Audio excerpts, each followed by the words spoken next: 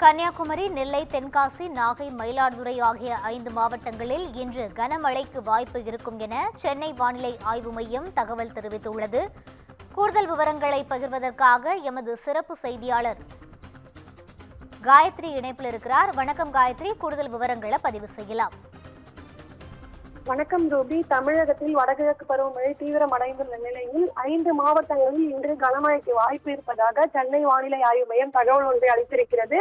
அதன்படி கன்னியாகுமரி, நெல்லை, தென்காசி, நாகை, மயிலாடுதுறை ஆகிய 5 மாவட்டங்களில் இன்று கனமழை பெய்யும் என சென்னை வானிலை ஆய்வு மையம் தெரிவித்திருக்கிறது. குறிப்பாக தமிழகத்தில் வடகிழக்கு பருவமழையின் தீவிர தாக்கமானது தற்பொழுது அதிகரித்திருக்கிறது. அதன்படி இன்று இந்த மாவட்டங்களில் கனமழை பெய்யும் என்று சென்னை வானிலை ஆய்வு மையம் அறிவிப்பு ஒன்றை வெளியிட்டிருக்கிறது. மேலும் நவம்பர் 20 மற்றும் 21ஆம் தேதிகளில் தமிழ்நாட்டில் கனமழைக்கு வாய்ப்பு இல்லை என்றும் வானிலை ஆய்வு மையம் தகவல் ஒன்றை தெரிவித்திருக்கிறது.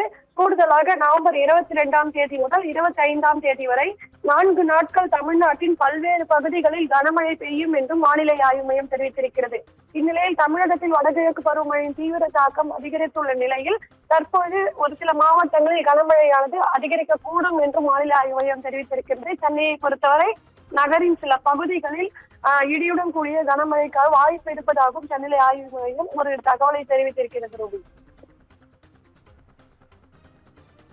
விரிவான விவரங்களை வழங்கியமைக்கு நன்றி காயத்ரி.